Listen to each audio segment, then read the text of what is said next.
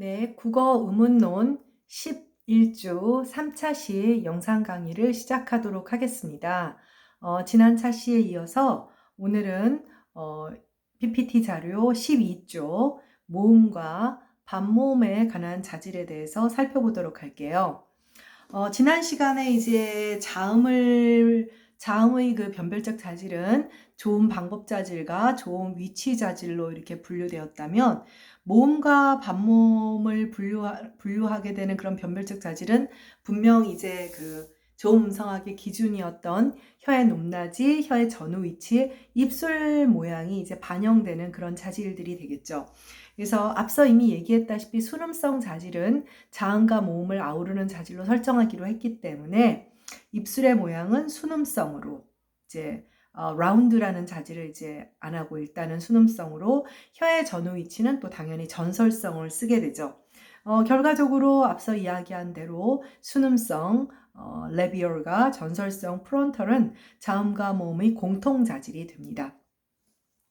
물론 모음이기 때문에 전통적으로 순음성 대신 원순성, 라운드, 플러스 마이너스 라운드를 사용하여 원순 모음과 평순 모음을 구별하는 것이 좀 더 일반적이기는 하지만 자음과 모음의 공통자질을 설정했을 때 장점이 있을 수 있다라고 했잖아요. 네, 그것을 살펴보게 됩니다. 그 다음에 이제 혀의 높낮이는 이제 하이로 두 자질로 고설성과 저설성으로 네, 다 구별이 되죠. 그래서 우리 왜 그 피처 매트릭스 생각하면 머릿속으로 생각을 해보세요. 플러스 하이 마이너스 로는 고모음. 그 다음에 마이너스 하이 플러스 로는 저모음이죠. 그럼 중모음은 뭐가 되겠어요? 마이너스 하이 마이너스 로. 낮지도 높지도 않은 그러면 플러스 마이너스 마이너스 마이너스 마이너스 플러스 이런 식으로 해서 그 자질 그 행렬이 겹쳐지지 않게 변별이 되겠죠. 고설성하고 저설성은 당연히 이제 모음에만 적용되는 변별적 자질이 됩니다. 뭐 정의할 필요도 없지만 고설성은 혀의 위치가 높은 특성, 저설성은 혀의 위치가 낮은 특성이라고 할 수가 있습니다.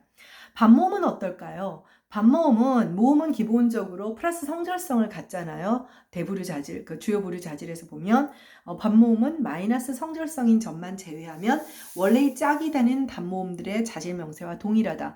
그러니까 예를 들면 평순 반모음은 이모음하고 그 다음에 원순 반모음은 오나 우와 자질 명세가 동일하게 됩니다. 이제 기본적으로 모음의 자질은 그래서 순음성, 전설성, 그 다음에 고설성과 저설성을 설정한다고 할 수 있습니다. 다음 페이지로 가도록 할게요. 여러 번 이야기를 했지만 한번 정리를 한다면 자음과 모음의 공통자질을 설정하는 이유는 기본적으로 공통자질을 설정했을 때 음운 과정, 뭐 공시적인 음운 변화던 통시적인 공시적인 음운 과정, 음운 변동이던 통시적인 음운 변화던 그런 어떤 음운 현상을 좀 더 논리적으로 설명하는데 설명적 타당성을 얻을 수 있다는 거죠. 그러니까 우리가 흔히 이제 언어학적인 그런 이제 기술을 할 때 이런 얘기를 해요. 관찰적 충족성, 기술적 충족성, 설명적 충족성.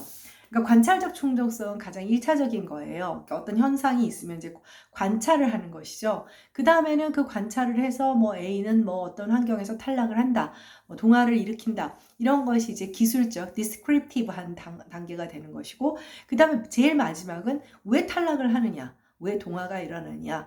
이 동화가 일어나는 것은 비음성이란 자질에 의해서 동화가 일어난다라는 식으로 그런 것을 설명적 충족성, explanatory라고 하는 거예요. 그 마지막 단계가 설명을 어떤 언어 현상에서 설명을 할 수 있어야 하는 건데 기본적으로 대표적인 자음모음 공통 자질이 순음성과 그 다음에 이제 그 전설성이었잖아요. 이렇게 설정을 했을 때 한국어의 음운 현상을 좀 더 이제 간단히 말하면 기술적 충족성을 넘어서서 설명적 충족성을 가질 수 있게끔 하는 부분이 있다라는 것이죠. 네.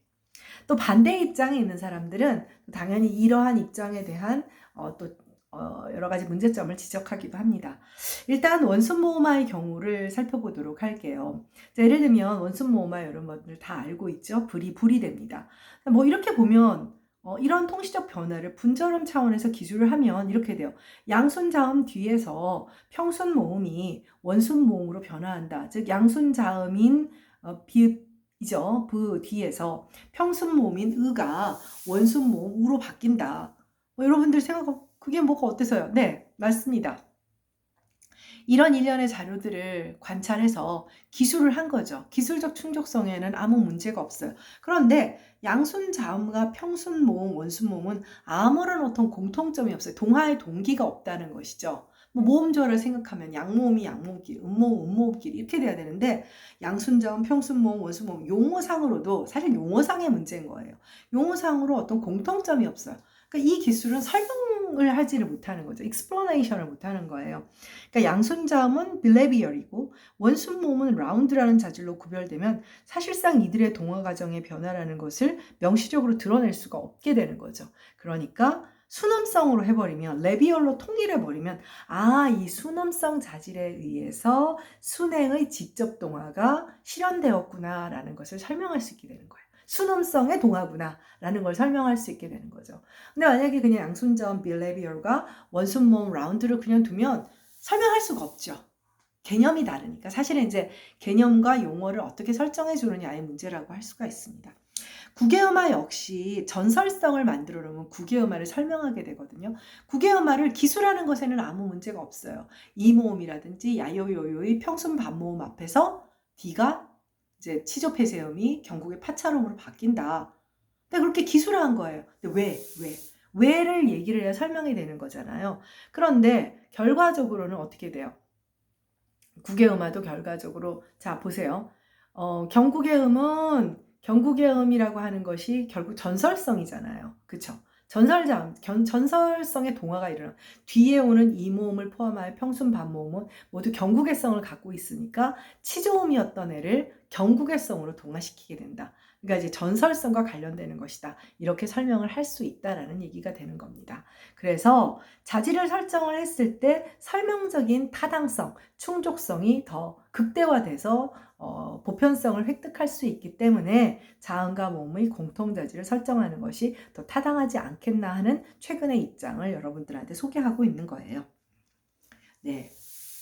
다음 페이지로 가도록 하겠습니다. 그래서 이제 우리는 대분류자질을 포함하여서 자음을 위한 분류자질, 모음을 위한 분류자질이 아니라 그러니까 대분류를 위한 변별자질, 그다음에 자음을 위한 변별자질, 모음을 위한 변별자질 이렇게 다 살펴보았습니다. 그러니까 그리고 앞서도 말했다시피 변별자질에 대해서는 여러 가지 입장들이 굉장히 많습니다. 굉장히 많아서 다양성이 있어요. 다양성이 있어서 의문론적으로 뭐 예를 들면 뭐 깊이 공부하는 친구다 이런 입장도 있고 저런 입장도 있다는 것을 볼 수 있는데 지금 소개하는 것이 좀 일반적인 입장이라고 생각을 하면 됩니다. 다음 페이지 자질의 잉여성 부분입니다. 이미 여러분들한테 잉여적 자질에 대해서 설명을 했어요. 근데 여러분이 앞서 배운 잉여적 자질은 이제 유성성을 예로 들면서 이제 우리의 상부적 분포에서 이음에서 나타나는 음성 자질을 소개를 했죠. 근데 음성 자질 외에도 그러니까 음성 자질은 분명한 잉여적 자질이에요. 잉여적 자질이에요. 왜? 변별력을 전혀 갖고 있지 않을까? 그런데 지금 우리가 앞에서 이제 자음을 위한 분류자질 예를 들면 뭐가 있었어요? 뭐 공명성, 비음성, 폐쇄성, 뭐 지찰성, 모음을 위해서도 뭐 순음성, 전설성, 뭐 고설성, 저설성. 그러니까 한국어에서 필요로 하는 변별적 자질의 목록을 배웠어요. 목록을 배웠는데 얘들이 변별적 자질이에요. 변별적 자질인데 음성 자질로서의 잉여 자질은 당연히 잉여 자질이고 예측 가능하니까 변별적 자질들 가운데에서도 잉여 자질이 있어요. 지금 선생님이 예측 가능하다라고 얘기를 했죠. 그래서 지난번에 서울여대 학부생들은 플러스 여성성이라고 하는 그 자질이 잉여적이다라고 얘기를 했던 거를 기억을 할 거예요. 자, 그래서 일단 잉여성이라고 하는 것은 음성 자질이다, 의문 자질이다를 떠나서 예측 가능하다라고 하는 것이 굉장히 중요해요. 예측 가능하다는 건 구태여 기술할 필요가 없는 남는 것이라가 되는 거죠. 그쵸? 예측 가능한 것은 남는 거죠. 예를 들면 자음성으로 이미 얘기를 했는데 모음성을 또 기술한다는 것은 남아 도는 거죠. 그런 게 잉여성이 되는 겁니다. 네. 그래서 14쪽 자질의 잉여성을 보도록 하겠습니다.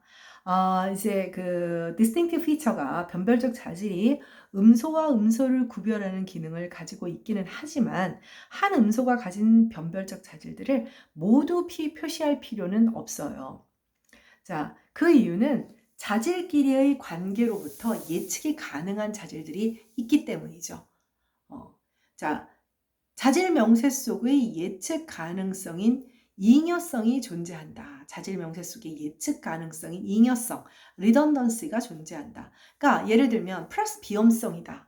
자, 플러스 비음성이다 그러면 여러분들 얘가 공명성을 가지고 있는 건 너무 당연하죠. 너무 당연하죠. 그러니까 결과적으로 플러스 비음성은 공명성을 함의하니까 플러스 비음성이라는 자질 명세가 있다면 굳이 거기다가 플러스 공명성을 넣을 필요가 없다는 거예요. 무슨 뜻인지 이해를 하겠죠? 이를 명제 논리적으로 보면 함의의 공식이라고 implication formula라고 합니다. 그리고 이제 함의의 공식으로도 나타낼 수 있고 집합 이론으로도 나타낼 수가 있어요. 그래서 그 밑에 플러스 비음성이면 화살표죠. if then condition하고 비슷한 거예요. 그래서 비음성이라면 당연히 공명성을 가지고 있다. 그런데 반대는 가능할까요? 플러스 공명성이라면 모조리 비음성일까? 그건 아니죠.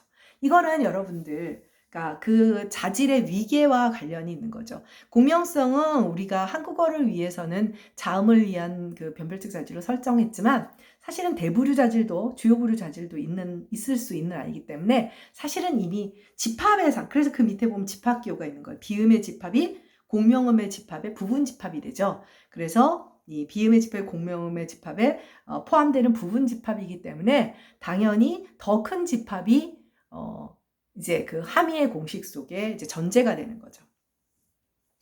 함의의 공식은 의미론에서 많이 사용을 하죠. 예를 들면 철수는 이혼을 했다라는 문장이 있어요. 그럼 이 문장은 뭘 함의하죠?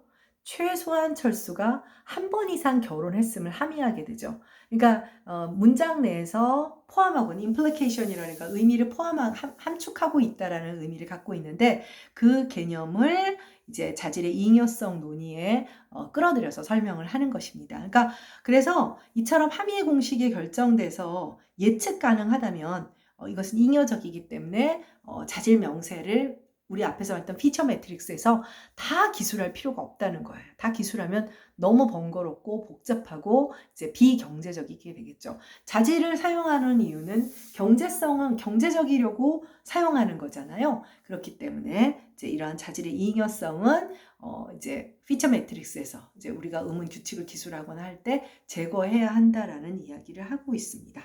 네, 다음 페이지로 가도록 하겠습니다. 자, 그래서 이제 예를 좀 살펴보도록 하겠습니다. 이러한 함의 공식에 따른다면 한 예를 들어서 유음의 경우 이제 유음 리을이죠. 유음의 자질 명세에서 마이너스 치찰성, 마이너스 긴장성, 마이너스 유기성은 잉여 자질이 된다. 당연하죠. 왜냐하면 우리가 알고 있어요. 이 유음이라고 하는 것은 공명자음이잖아요. 얘한테 중요한 것은 공명성이고 비음이 아니라는 게 중요한 거예요. 그죠? 네. 그러니까 플러스 공명성과 마이너스 비음성은 이 유음을 specify, 명세하는데 아주 중요한 변별적 자질을 딱 다 명세를 해. 사실 그래서 유음 리을을 명세를 하면 full specification이라고 하는 것이 있어요. 완전 명세. 그럼 어때? 다 쓰는 거야. 그럼 유음 리을 플러스 공명성, 마이너스 비음성, 마이너스 지철성, 마이너스 긴장성, 마이너스 유교성. 다 쓰라니 귀찮죠? 연필 아깝죠? 그쵸? 비경제적이에요. 그리고 눈에 확 들어오지도 않죠. 그런데 사실 유음이면 나머지 애들은 플러스 공명성이다 하면 치찰성이고 긴장성, 유기성은 관련이 있을 리가 없잖아요. 기본적으로 얘네들은 다 장애음이니까. 그렇기 때문에 얘네들은 예측 가능하니까 잉여 자질이 되고 이제 플러스 공명성과 비음성은 이 유음을 명세하기 위한 이제 아주 중요한 변별적 자질이 되죠. 그래서 요것만 필수적인 변별적 자질만 이제 기술할 때를 그것을 partial specification, 부분 명세라고 합니다. 그러니까 full specification은 이제 잉여적인 것까지 다 쓰는 것이고 정말 필요한 예측 가능성을 다 뺀 필수적인 자질만 쓰는 것을 partial specification, 부분 명세라고 합니다. 그래서 이 음소를 변별하는데 가장 필수적인 변별적 자질이 되는 것이죠. 따라서 나머지 자음과 관련된 마이너스 순음성, 전설성 이런 것들도 다 자질값도 예측할 수가 있잖아요. 아니 유음인데 순음성이 관련이 있겠어요? 그죠? 그 다음 유음이니까 당연히 전설성 같겠죠. 이런 것들은 더 이상 얘기할 필요가 없다라는 이야기가 되는 겁니다. 그래야 간단 명료하게 음운 규칙을 기술할 수 있게 되는 거죠. 이처럼 예측 가능한 자질 역시 잉여 자질입니다. 근데 얘네들은 음성 자질이 아니에요. 유성성과 같은. 그러니까 예측 가능하기 때문에 필수적인 변별 자질말을 얘기하고 나머지는 이제 잉여 자질이다. 리던던트한 그런 피처다라고 이야기를 하는 것입니다.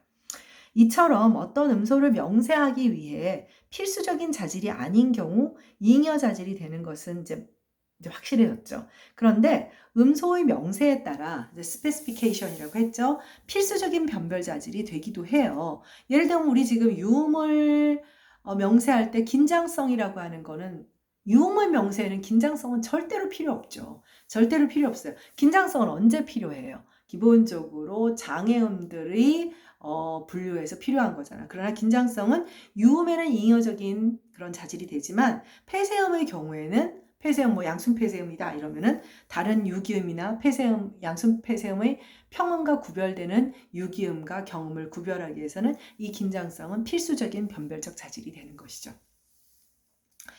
그러나 앞서 우리가 봤던 음운 자질이 아닌 음성 자질 유성성은 언제나 환경에 의해서 예측이 가능하기 때문에 상부적 분포를 보이니까 그 역시 잉여적 자질이 됩니다.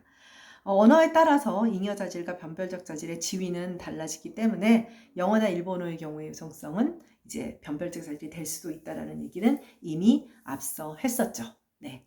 자, 그래서 자질의 잉여성에 대한 이야기를 했고 자질의 잉여성은 음성 자질과 예측 가능성과 관련이 있다라는 얘기로 정리를 하겠습니다. 네, 다음 페이지로 가도록 할게요. 갑자기 딱 보니까 으악하죠. 그래서 여기 동그라미 친 게 필수적 자질값이에요. 그러니까 지금 현재 자음의 필수적 자질값, 모음과 반모음 필수적 자질값 동그라미 친 거는 만약에 그러면 이걸 지금 실제로는 동그라미 빼고 full specification 다 완전 명세를 해놓은 거죠. 근데 실제로는 이걸 다 하면 얼마나 귀찮겠어요. 그쵸? 만약에 비읍을 양순폐쇄음, 평음의 양순폐쇄음 비읍을 보세요. 얘를 완전 명세를 한다면 플러스 스음성, 마이너스 전설성, 마이너스 공명성, 마이너스 비음성, 마이너스 치찰성, 플러스 폐쇄성, 마이너스 긴장성, 마이너스 유기성 이렇게 되죠. 너무 비경제적이잖아요. 근데 양순음을 규정하는 것은 제일 중요한 누가 봐도 순음성이죠. 그리고 얘는 비음은 아니죠. 비음이 아니라고 해야 구강음이 되는 거거든요. 그쵸? 오랄 자질을 써도 되지만 여기선 비음성을 선택했던 것 뿐이에요. 그리고 평음이니까 이 경우에는 마이너스 긴장성이라고 말을 해줘야 되는 거죠. 네, 그렇게 생각을 하면 됩니다. 자, 그러면 이번에는 뭘 한번 살펴볼까요? 티읕. 자, 유기음의 치조폐쇄음. 티읕 찾았어요? 유기음의 치조폐쇄음을 한번 살펴볼까요? 유기음의 치조폐쇄음을 완전 명세를 하면 당연히 마이너스 순음성. 자, 얘는 그런데 전설 치조음이니까 플러스 전설성. 자, 그 다음에 공명성에서는 당연히 마이너스, 비음성도 마이너스. 그런데 얘는 유기음이기 때문에 뭐가 중요하냐면 긴장성과 플러스 긴장성과 플러스 유기성 가운데 플러스 유기성 하나로 모조리 다 끝나는 거예요. 솔직히 그렇죠. 얘는 플러스 유기성이다. 유기음이라는 것과 그 다음에 치찰음이 아니라는 것. 그것만으로. 왜 치찰음이 아닌 게 중요하냐면 이 소리들은 나머지 경국의 음과 구별을 해야 되거든요. 네. 여러분들한테 이걸 외우라고 이건 외울 필요는 없어요. 외울 필요는 없고 이제 잉여성이라는 것과 그 예측 가능한 자질들을 제거하는 방법을 한번 살펴보는 것이죠. 그래서 이해를 하고 있으면 됩니다. 이해를 하면 되고 모음의 경우도 한번 예측을 해보면 예를 들면 이 모음 같은 경우는 누가 봐도 전설의 고모음이 제일 중요하잖아요. 그러니까 플러스가 필수성이 되고 전설 고모음이라고 하니까 당연히 얘는 순음하고 관계가 없잖아요. 원순 모음이 아니니까. 그리고 저모음일 리도 없죠. 이렇게 돼서 이 모음을 필수 자질로 부분 명세 해줄 수가 있는 것이 됩니다. 자, 그래서 필수적인 자질값과 잉여적인 자질값의 차이를 이제 피처 매트릭스 자질 행렬 표시를 통해서 한번 살펴봤어요. 여러분들 어떻습니까? 변별적 자질 지금 보고 나니까 막 그렇게 막 처음에 아마 이 표 봤을 때는 막 뜨아했지만 또 외우라고 안 하니 외울 필요가 없어요. 이거 외울 필요도 없고 이해만 하면 됩니다. 이해만 하면 됩니다. 네, 자, 변별적 자질과 잉여적 자질은 넘어가도록 하겠습니다. 다음 페이지로 가도록 하죠. 네, 자, 우리가 앞서 이 변별적 자질이 어떤 그 기술, 음운 기술 맨 앞에 우리가 뭐라고 했냐면 변별적 자질의 기능에서 세 번째, 음성 기술의 기능. 사실 정확하게 말하면 음운 규칙으로 기술을 하는 것을 이야기를 합니다. 그래서 그 음운 과정을 나타내는 방법들이 있을 수 있어요. 음운 과정에는 공시적인 음운 변동과 통시적인 음운 변화가 있다고 했잖아요. 그리고 그 음운 과정 유형에는 5가지가 있었죠. 대치, 탈락, 첨가, 축약, 그 다음에 도치가 있었잖아요. 음운 현상이죠. 간단히 말하면. 그 음운 현상을 나타내는 방법, 사실 이제 기술하는 방법이죠. 말로도 표현할 수 있고 기호로도 표현을 할 수가 있습니다. 이제 유마, 이제 우리가 유마의 예를 가지고 한번 설명을 해보도록 하죠.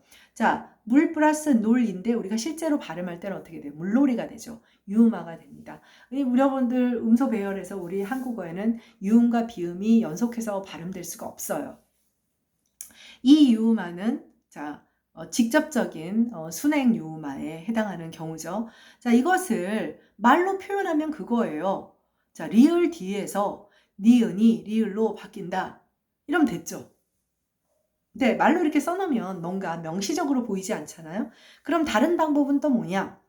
리을 니은이 화살표, 리을 리을로 바뀐다. 그러니까 화살표가 변화의 방향이라고 뭐 많이 해봤으니 알잖아요. 자, 그런데 또 다른 방법이 있을 수 있어요. 니은이 리을로 바뀐다, 슬래시. 다음에 리을, 다음에 밑줄이에요, 밑줄. 사실 이건 뭐냐면 니은이 리을로 바뀐다, 리을 뒤에서 라는 뜻입니다. 그런데 여러분이 봐도 말로 하는 방법과 이 마지막 세 번째 방법은 조금 급이 좀 다르죠.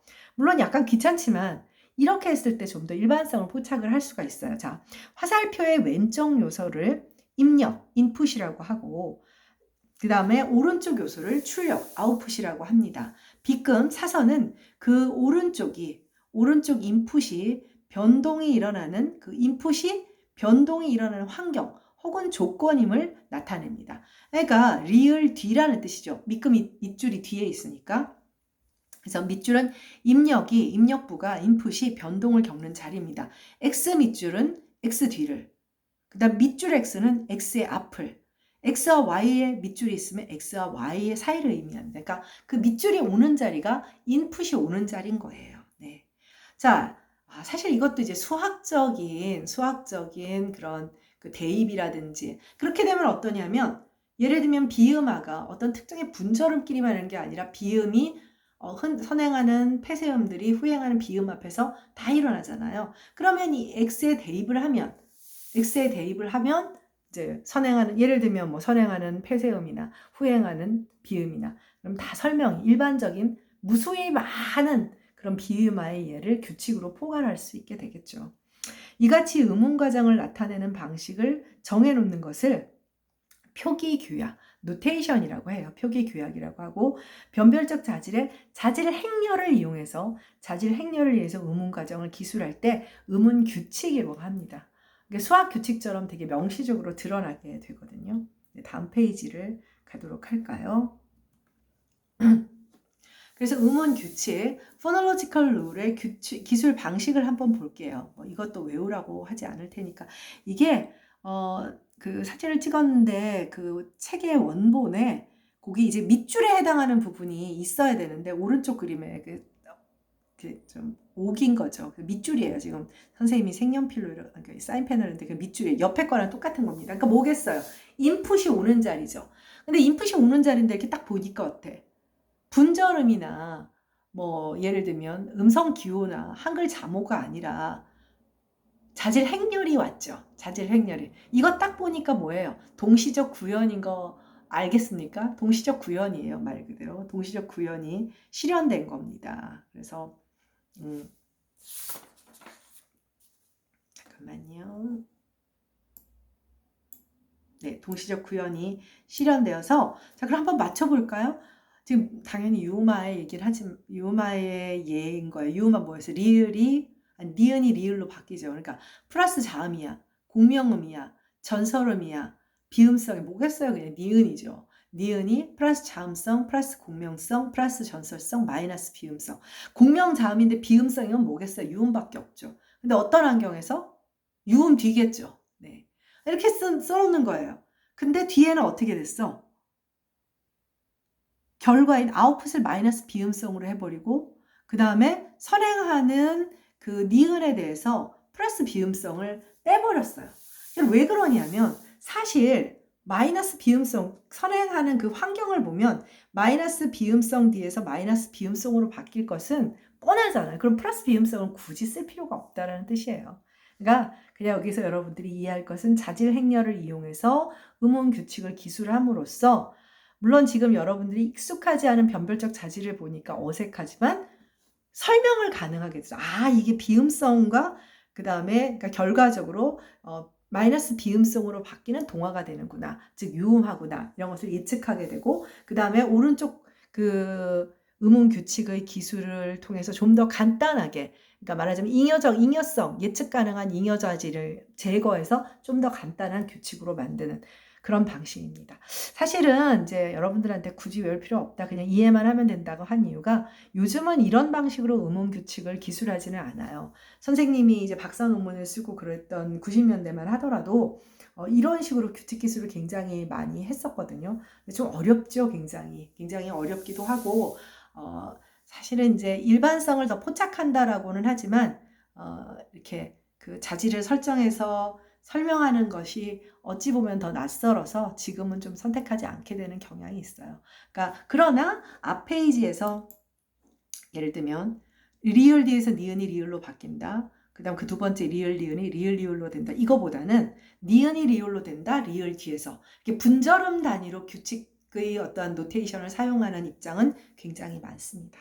그래서 어쨌든 변별적 자질이 이렇게 음운 규칙의 기술에 사용된다라는 것만 여러분들이 기억을 하면 됩니다. 네. 자, 그 다음 페이지는 여러분들이 밑에 대치 규칙이나 첨가 규칙 그 양상은 이미 앞서서 한번 살펴봤던 것들이에요. 그래서 위에서 기술한 유마 규칙과 같이 대치의 음운 과정은 모두 변별적 자질의 변경과 관련이 있어요. 그래서 대치는 대부분 이제 특히 동화하고 그렇잖아요. 그래서 대치 과정은 보통 자질 변경 규칙이다. feature changing rule이라 이렇게 많이 불리기도 했습니다. 변별적 자질의 관점에서 앞서 바로 앞 페이지에서처럼 그런 기술 방식의 선택을 할 때는 어쨌든 그 대치 규칙이나 첨가 규칙 다 기억나죠? 이런 식의 규칙 기술의 방식을 제안을 한 겁니다. 그래서 이 파이는 탈락이라는 뜻이 되고 기억나죠? 이건 앞쪽에서도 한번 했어요. 네, 마지막 페이지로 가도록 하겠습니다. 네, 기왕 이제 노테이션을 음운규칙의 기술 방식을 이제 왜냐하면 변별적 자질을 사용하지는 않더라도 지금 이 20페이지에서 보는 것과 같은 규칙 기술의 방식은 분절음 단위로 굉장히 많이 사용하거든요. 그래서 괄호를 사용하는 방식을 좀 기억을 할 필요가 있습니다. 그래서 소개를 하고 있으니까 자 그럼 소괄호를 사용하는 거는 뭐냐? 소괄호는 뭐냐면 옵셔널, 수의적이라는 뜻이에요. 자 봅시다. A는 B가 된다. C 뒤에서. 그럼 두 번째 규칙은 뭐냐면 A는 B가 됩니다. CD 뒤에서. 그러면 이 규칙은 A가 B가 되는데 인풋은 A고 아웃풋은 B인데 여기서 환경적 조건으로 중요한 거는 뭐예요? 누가 봐도 C죠. 그러면 D는 뭐예요? 얘는 transparent, 그림자예요. 그냥 아무것도 아닌 애예요. 그러니까 이런 걸 그냥 계제자음이 이렇게 한데 이 규칙이 적용되는 데는 있으나마나 수의적인 존재예요. 그럴 때 소괄호를 사용합니다. 언어학에서 음운론뿐 아니라 문법론도 마찬가지로 알고 있는데 언어학에서 소괄호는 수의적이라는 뜻이에요. 계제자음 같은 경우도 계제음도 있을 수도 있고 없을 수도 있고 그래서 결과적으로 이렇게 두 개로 쓰는 것보다는 하나로 묶어 쓰는 것이 훨씬 더 경제적이고 명료해 보이죠. 그래서 A는 B가 된다. C, D에서. 그러니까 결정적인 그 규칙의 모티베이션이 되는 애는 C인 거죠. 자, 중괄호를 사용하는 거 이렇게 생긴 게 중괄호죠. 예, 중괄호. 중괄호는 보세요. A는 B가 됩니다. C 뒤에서.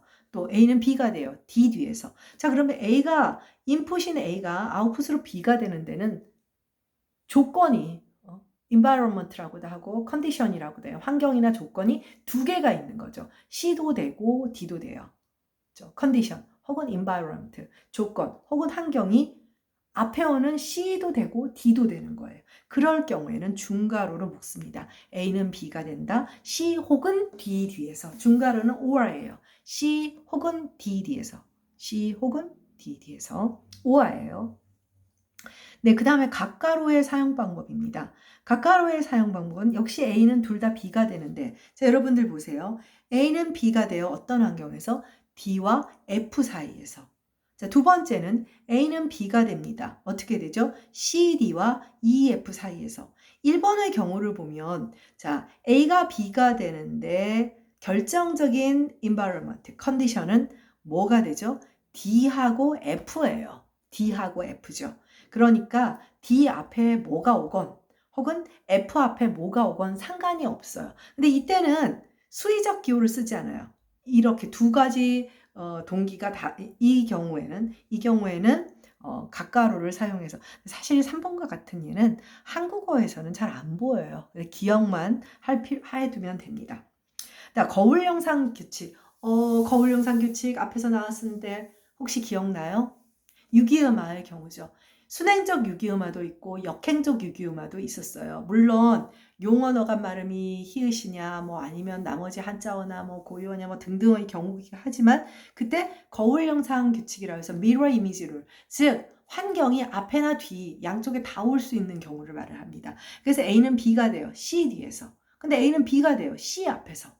양쪽에서 다 올 수 있어요. 이런 경우에는 A는 B가 된다 해서 퍼센트 표시를 쓰거나 아니면 더블 슬래시를 쓰거나 그 다음에 원 슬래시를 쓰는데 제일 많이 쓰는 것은 슬래시는 약간 이제 한국어 의문론에서는 형태 음소 표기나 음소 표기랑 헷갈릴 수 있기 때문에 퍼센트 표시를 많이 씁니다. 근데 국어의 경우에는 거울 영상 규칙에 해당하는 것이 유기음화 정도밖에 없다라고 볼 수가 있는데 사실 유기음화를 과연 거울 영상 규칙으로 볼 수 있느냐?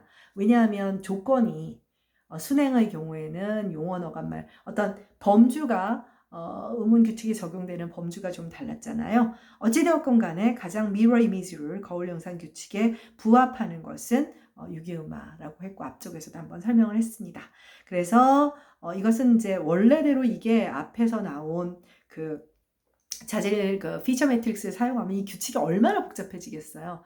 근데 요즘은 그렇게 많이 쓰지 않고 1번, 2번의 경우가 이제 분절음 단위로 앞에서 리을이 니은으로 된다, 뭐 뒤에서 니은이 리을로 된다, 뭐 이렇게 그런 분절음 단위에서 소가로, 중가로를 사용하는 그런 규칙 기술의 경우는 여전히 많이 사용되고 있으니 좀 눈여겨봐둘 필요가 있을 것 같습니다.